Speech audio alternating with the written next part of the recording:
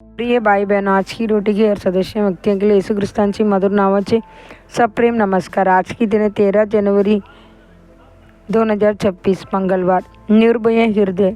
परमेश्वर माझा प्रकाश व माझे तारण आहे, मी कोणाला पिवू? परमेश्वर माझ्या जीवनाचे सामर्थ आहे, मग मी कोणाला घाबरू? जरी सैन्य माझी विरुद्ध छावणी टाकेल तरी माझे हृदय पिणार नाही.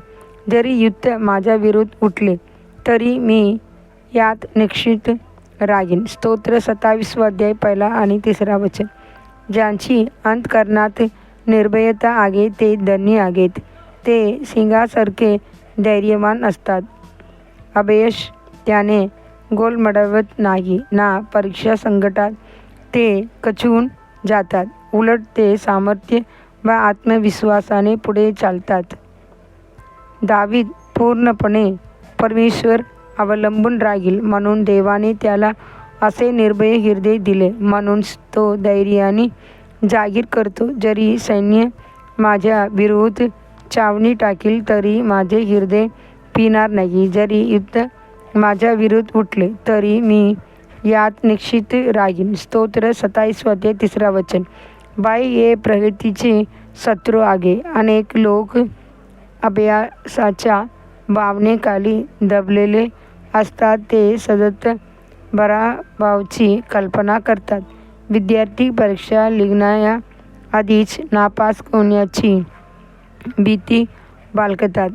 काही जण व्यवस्थेत तोटा होईल या भीतीने निराश होऊन अविश्वासाचे शब्द बोलतात. कदाचित नाशच माझा शेवट असेल असे का, कारण त्याने मन देवणार नाही तर भयावर केंद्रित असते. परंतु दाविदाच्या विश्वास घोषणेकडे बघा. परमेश्वर माझा प्रकाश व माझे तारण आहे, मी कोणाला पिवू? परमेश्वर माझ्या जीवनाचे सामर्थ आहे, मग मी कोणाला घाबरू? स्तोत्र 27 अध्याय 1 वचन. तुझ्यामुळे मी सैन्यवाद धाव घेऊ शकतो. माझे देवाची सगळ्याने या भीत उडी मारून पार करतो. स्तोत्र 18 अध्याय 29 वचन. मी परमेश्वराला सदैव माझ्यासमोर ठेवले आहे, तो माझ्या उजव्या हाताशी आहे म्हणून मी डलणार नाही. स्तोत्र 16 अध्याय 8 वचन. विश्वास पराभवाला विजयात बदलतो. देवाचे एक सेवक मोठ्या पदोन्नतीसाठी अत्यंत कठीण परीक्षा देणार होता. तो जेव्हा जेव्हा अभ्यास करीत असे तेव्हा विश्वासाने कबुली देत असे, मला सामर्थ्य देणाऱ्या ख्रिस्तामध्ये मी सर्व काही करू शकतो. फिलिप्पियर अध्याय 4:13 वचन. तो प्रार्थना करीत असे, प्रभू मला बुद्धी, सामर्थ्य व पात्रता दे, जेणेकरून मी ही परीक्षा उत्तीर्ण होईन. प्रभूने त्यांची कबुली मान्य केली आणि त्याला यश व पतवृत्ती दिली. देवाची मुले म्हणून विश्वासाची द्वारे पराभवाला विजयात कसे बदलायचे आहे आपल्याला माहीत असले पाहिजे. निर्भय हृदय प्रार्थनेतून येते.